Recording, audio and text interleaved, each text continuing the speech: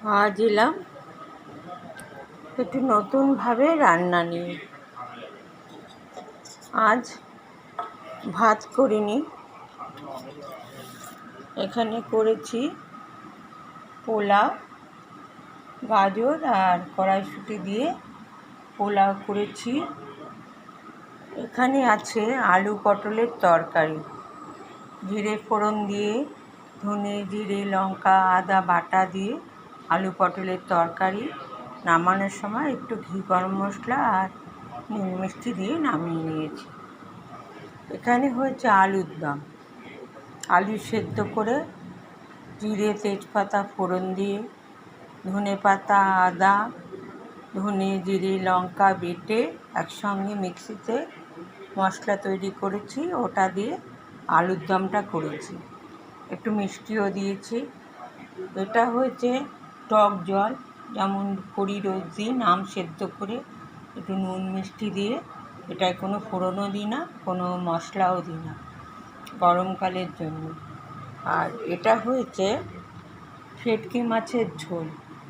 ভেটকি মাছ ভাজা করে তারপর ধনে জিরে লঙ্কা টমেটো নুন মিষ্টি দিয়ে কষিয়ে তারপরে ঝোলটা করেছি।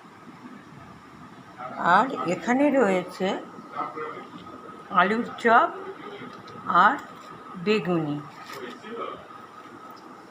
এই আলুর চপ আর বেগুনি পোলাওয়ের সাথে খাওয়ার জন্য করেছি। কাল আমার রান্নার এখানে হয়েছে স্যালাড।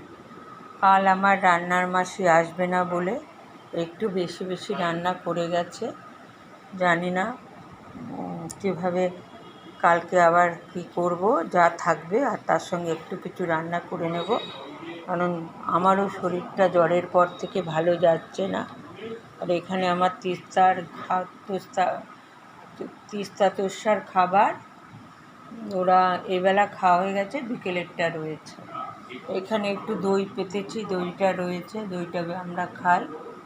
এই হচ্ছে আজকের রান্না। এখানে রয়েছে কাঁচা লঙ্কা, খাওয়ার সময় লাগে তাই জন্য রেখে দিয়েছি, সবই হাতের কাছে রাখি।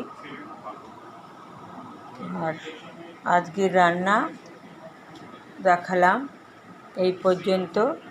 ভালো লাগলে লাইক শেয়ার কমেন্ট করবেন, বেশি বেশি করে শেয়ার করবেন কমেন্ট করবেন, তাহলে আমারও রান্না করতে ভালো লাগবে। মাঝে মাঝেই রান্না নিয়ে আসবো, আপনাদের দেখাবো আমার রান্না। আজ তবে এই পর্যন্ত থাক, কাল আবার আসবো। Tata, bye bye. রান্না শেষ করলাম, এবার খাওয়ার পালা। রান্না করতে যত সময় লাগে খেতে অত সময় লাগে না, খাওয়া তাড়াতাড়ি শেষ হয়ে যায়।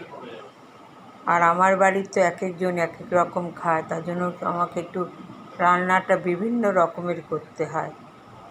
যাই হোক, অনেক কথা বলে ফেললাম, ভালো না লাগলেও শুনবেন, মজা করলাম একটু। আজ এই পর্যন্তই, আবার কাল দেখা হবে।